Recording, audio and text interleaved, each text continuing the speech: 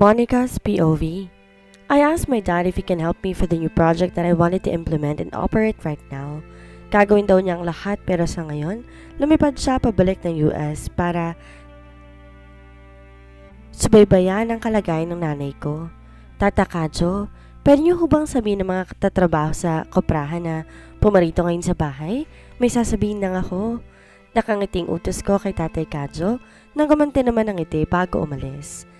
It was a tiring day for me because there was a new member who wants to join to our new business. Marami kaming product mula sa dahon ng niyog. Nagsimula sa wallet at ngayon nga may bag at pamaypay na rin. Lahat na yon ay mula sa angking galing ng simpleng mamamayan dito sa aming lugar. Sa sobrang abala ko, hindi ko na rin naiisip pa ang buhay sa Maynila at kung ano na ba ang nangyayari kay Leonardo. Aminado ko hanggang ngayon, umaasa pa rin akong sana meron pa rin kami. Sakali mang magkita pa kami. Pinangahawakan ko sinabi niyang maghihintay ako. Sana nga maghintay siya dahil hanggang ngayon umaasa pa rin akong may kami sa dulo ng aming istorya. Pero nangako rin ako sa sarili ko. Haharap ako sa kanya kapag kaya ko na. Kapag may napatunayan na ako at kaya ko lang salubungin ang tingin niya na hindi nakakaramdam ng pangliliit sa sarili. Senyorita, nasa labas na mga tauhan sa koprahan. Bungad sa akin ni Tata Kadjo, ni hindi ko man lang namalayan nakabalik na pala siya. Salamat po, pakihintay na lang po ako sa hardin. Nakangiting sagot ko. Nagtungo din muna ako sa katapat kong silid para kunin ang sobre na naglalaman ng sahod ng mga trabahador sa koprahan. Nang buksan ko ang pinto sa silid na iyon, tila ba nakita ko si Leonardo na nakatayo doon. Ilang linggo na simula nung iwan niya siyang muli. Hanggang ngayon, nilalaman pa rin ako ng lungkot tuwing maaalala ko siya. Kung paano siya lumuha ng patago para lang hindi ko makita. Kung paano niya ako niyakap at tayo ng pakawalan.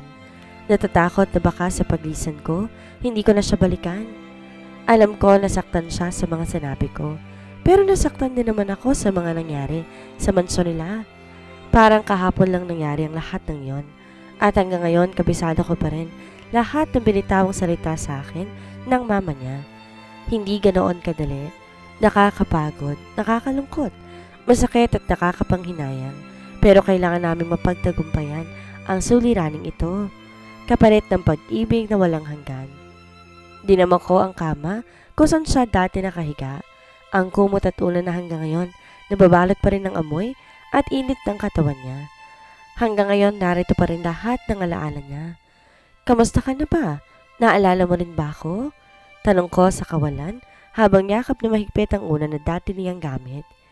Pinunasan ko ang luhang ko mawala sa mga mata ko. Nang maramdaman ko ang pagdali noon sa pisngi ko, kailangan kong maging malakas at matatag dahil may mga taong umaasa sa akin. May negosyo akong dapat palaguin at pangarap na dapat tuparin. Lahat ng yon hindi lang para sa akin kundi para sa lahat ng trabahador at pamilya nila. Na halos naging pamilya ko na rin. I stand up again, blew a loud breath and went to the brown box beside the study table. Kinuha ko yon at lumabas na. Dito sa rancho, hindi usong ATM, kaya ang sweldo ng mga trabahador nakalagay sa sobre. Nakakatuwang isipin na ngayon magpapasahod na ako. Samantalang dati, wala akong pakialam sa pera. Dalang alam ko, pera lang yon ng mga magulang ko. Hindi ko rin inaalala lahat ng gastos. Ngayon, eto, hawak ko ang pinaghirapan at pinagpaguran nila. Nakangiting lumapit ako sa mga nagkukumpul ng trabahador. Dito sa rancho, malaki ang paggalang nila sa pamilya ko, pati na rin sa akin. Ngunit ako mismo nagsabing ituring nila akong kapatid, anak at kaibigan. Walang mahirap, walang mayaman, dahil para sa akin lahat kami pantay-pantay lang. Maraming salamat po sa pagpunta ninyo ngayon dito at pasensya na po sa paghihintay. Malakas kong saad sa kanilang lahat. Nakatingin lang sila sa akin, naghihintay sa ko naman na sasabihin ko. Sa nakalipas na linggo, naging mataas po ang sales ng ating mga produkto. Nagkaroon po tayo ng maraming suki sa palengke at sa karatig bayan na rin. Ngayon po, nais ko ibahagi sa inyong magandang balita. Halos maiyak na ako dahil sa nag-uumapaw na saya sa aking puso. Lahat naman sila'y napangiti at excited na rin na malaman ang magandang balita. Inilapag ko ang kahon na hawak ko sa mesang nasa tabi ko bago na patuloy ulit. Meron na po tayong mga customer sa ibang bansa dahil na rin po sa tulong ni Daddy. Bagamat wala po siyang dito dahil sa kalagayan ni Mama na ngayon nasa US, naisa po about sa inyong lahat ang salitang congratulations. Nagpalakpakan naman silang lahat nang dahil sa sinabi ko. Hindi ko tuloy mapigilan ang matawa, lalo na nang marinig ko pa ang isang binatilyo na pumito. At dahil po sa mga dumarating na oportunidad sa atin, unti-unti na pong nakikilala ang Trinidad's Koprahan. Gayon din po ang mga produkto natin na yari sa dahon ng niyog. Hanggang ngayon, nagpapasalamat pa rin po ako sa inyong lahat. Hindi po natin mararating ang lugar natin ngayon sa industriyang pilit nating pinapalago kung hindi po dahil sa inyong lahat. Mas talo pang lumakas ang palakpakan nila at ang iba naman tuwang-tuwang nakipagchismisa na sa katabi nila. Nais ko rin pong ibahagi sa inyong lahat ang paunang sweldo ninyo na siyang katas ng hirap, pagod, tiyaga at kasipagan ninyo. Inabot ko kay Tata Kadyo ang kahon na sinimulan niya namang ibahagi sa iba. Kinunan ko rin sila ng larawan at ipinadala sa pinsan kong si Bella. Kung hindi rin kasi dahil sa kanya, wala kami ngayon sa gantong sitwasyon. Wala sanang ngiti ang labi sa mga trabahador ngayon. Hindi rin namin mapapalago ang koprahan kung wala ang pondo na galing sa kanya. Ngunit kapansin-pansin ang pagiging matamlay ni Bella. Minsan nga hindi na siya tumatawag or nagte-text man lang. Ganun pa man, pinagsawalang bahala ko na lang dahil siguro marami rin siyang inaasikaso. Tata Kadyo, maiwan ko na muna ho kayo. Tinignan ko pa ulit ang mga trabahador bago muling tumingin sa matanda. Kayo na rin humunang bahala sa kanila, giit ko pa. Tumango naman siya bilang tugon, habang ako naman nagmamadaling pumasok na sa loob ng mansyon. Ilang araw na kasing sumasama ang pakiramdam ko. Ayaw ko ipakita at ipahalata sa kanila, pero ngayon tila ba nangihina ako. Hindi ko rin maintindihan kung bakit sa tuwing gumigising ako ay napakabigat ng pakiramdam ko. Ngayon naman eto, parang hinahalukay ang tiyan ko. Kaya nagmadali akong tumakbo sa kusina upang doon dumuwal. Daig ko pang pinahirapan na sobra dahil bukod sa wala pa naman akong kinain, wala akong maisuka. Pinagpawisan din ako ng malapot at tinanghinang kumapit sa lababo. What's happening to me? Tanong ko sa aking sarili. Pangatlong araw nang nangyayari sa akin ang ganito. Kadalasan sa umaga at hapon. Minsan naman bigla na lang dumidilim ang paningin ko. Sa init at pagod lang siguro. Pagkukumbinsi ko pa. Matapos ako maghilamos at magsipilyo, umupo ako sa sofa para mapanood na lang muna. Nakakaramdam kasi ako ng hilo, kaya naman nais kong magpahinga kahit saglit lang. Bali walang binuksan ko ang TV bago humiga sa sofa. Ngunit gano'n na lamang ang gulat ko nang bumungad sa akin ang mukha ni Leonardo sa telebisyon. Mr. Servan, is it true na may dinidate ako ngayon? Tanong sa kanya ng reporter. Date pala ha? Kala ko ba maghihintay siya? Mr. Servan, sino pong inspirasyon nyo ngayon? At totoo po bang naling kayo sa anak ng dating may hawak ng Trinidad Import and Export? Tanong din ng isa pang reporter. Huminto naman si Leonardo bago tumingin sa camera na para bang nakatingin sa akin. I don't have flings or whatever na idinidate ngayon. Nakatitig pa rin siya sa camera bago ang umiti at muling nagsalita. My heart belongs to the only woman that I love, and that woman happened to be my beloved Yaya. Ngumiti siya at tinuro ang camera na para bang ako ang tinuturo at kinakausap niya. Hanggang nagbitaw pa siya ulit ng salita na ikinatiling na ibang nararoon sa tabi niya at ibang reporters. Pero syempre mas lalo na ako. I'm still waiting, my love, and I miss you. Matapos niya sabihin yon, kumindat pa siya. Napahawak naman ako sa tapat ng puso ko at pinakiramdaman iyon. And yes, I miss him too. Sa kabilang banda, Bella, busy ka ba? Tanong ko sa pinsan ko nang sagutin niya ang tawag ko. Days had gone fast after I accidentally watched the news about Leonardo. Hanggang ngayon wala pa rin si Daddy kaya naman naisipan ko nang tawagan si Bella. Problem? Bali walang tanong niya naman. Base sa timbre ng boses niya parang kagigising niya pa lang. O baka naman matutulog siya. Well, I just want to ask you about Leonardo. Nahihiyang giit ko sa kanya. Alam niya naman kung anong nangyari sa aming dalawa ni Leonardo dahil kinuwento ko sa kanya. Ngunit sinabihan ko rin siya na kahit anong mangyari huwag niyang babanggitin kay Leonardo ang pinagkakaabalahan ko ngayon. Alam ko naman di niya babanggitin yon at may tiwala naman ako sa kanya. Akala ko ba umiiwas ka na sa bebe mo? Bakit ngayon may patalong-talong ka dyan? Hay, ewan ko sa'yo, Monica. Kulang na lang umusok ang butas sa ilong ko nang marinig ko ang sagot niya. Pakiramdam ko pa nga umikot-ikot pa ang mata ng pesting si Bella nang sabihin na iyon. Bakit? Masama bang magtanong? Tsaka naisip ko lang kasi na ano kasi, alam mo yon? Ewan, di ko alam. Puro ka ano-ano. Bakit? Ano bang gusto mong malaman? Arte-arte pa kasi. Di mo rin pala kayang tiisin eh. Sagot niyang muli mula sa kabilang linya. Kung kanina mukhang inaantok ang boses niya, ngayon naman parang galit na. Ang sarap niyang sabunutan sa totoo lang. Kasi nga tungkol dun sa balita. Wala siyang jowa, okay na? Nasagot ko na ba ang bumabag-abag sa iyong siraka? Putol niya sa sasabihin ko. Kaya mas lalo ako nakaramdam ng inis. Ngunit bago ko pa siya masinghalan, bigla na naman ako nakaramdam ng kakaiba sa tiyan ko.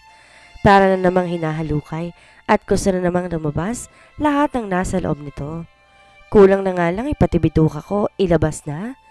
Dali-dali ako tumakbo sa banyo ng aking kwarto. Dala pa rin ang cellphone kung saan kausap ko si Bella sa linya. Dumuwal ako na dumuwal, kaya lang tulad ng dati wala naman akong mailabas. Hoy gaga, ano nangyayari sa'yo? Narinig kita. Sabihin mo lang kung mawawala ka na para maasikaso ko ng lahat. Narinig ko pa ang malakas na tawa niya sa kabilang linya. Bella, I think I'm sick. Hindi ko rin alam kung paano at anong sakit ko. But now I'm starting to get scared. Sagot ko naman sa kanya. Ilang araw ng ganito at walang nakakaalam nito, kundi ako lamang din. Ayoko sabihin kay Daddy dahil ayoko mag-alala siya at makadagdag pa ako sa iniisip niya. Di naman malubha ang mama ko, ganun pa man kailangan siyang tutukan. Now I'm worried. Babiyahin na ako papunta dyan, but for the meantime just rest. Huwag mong pinapagod ang sarili mo sa katatrabaho. Tandaan mo, Monica, hindi ka pabayad sa mga utang mo, kaya hindi ka pa pwedeng mawala. Kahit na nga ganun ang sinabi niya, nahimigan ko ang pag-aalala sa boses niya. Nakaistorbo na naman ako. Parang lagi na lang porwisyong hatid ko sa kanila. Go away, okay? How many times do I have to tell you that I don't need you? Nakakaintindi ka ba? Napakulot ang noo ko nang marinig ko iyon. Sa tingin ko, hindi naman akong sinisigawan ni Bella. Pero sino naman ang kaaway niya? Handa na sana ako magtanong pero naunahan niya na ako. Monica, I hang up now. Just do what I said, okay? And wait for me there. Bye! Bumalik na lang akong muli sa kama. Humiga nang kumalma ng sikmura ko. Napaisip pa rin ako anong nangyari kay Bella. Pero pinagsawalang bahala ko na muna yon. I was planning to take a nap for just a minute. Pero hindi ko na malayan nakatulog ako ng matagal. At nang maalimpungatan, halos mag-aalas 6 na.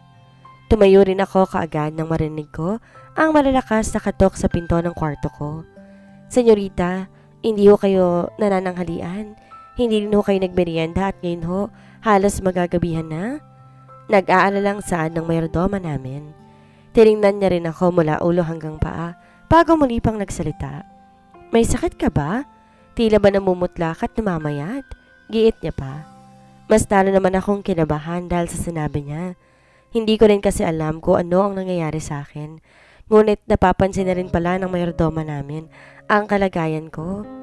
Masama lang po ang pakiramdam ko, Nana. Nakapagluto na po ba kayo? Nakangiting tanong ko na lang upang mabaling ang atensyon niya sa ibang bagay. Ayokong pag-alalahanin pa siya dahil may edad na rin siya. Meron na. Alika na sa baba.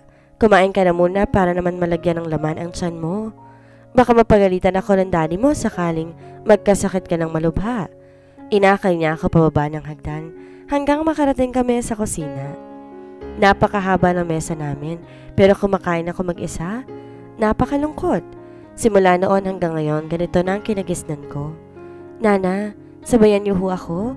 Pakitawag nilang po si Tata Kadjo para makasabay na rin natin.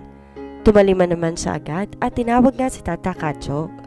Maya-maya pa naglalakad na sila palapit sa akin nang nakangiti. Ang swerte ko pa rin talaga dahil ang babait na mga katiwala namin dito sa rancho. Kumain na po tayo. Nangiting aya ko sa kanilang dalawa.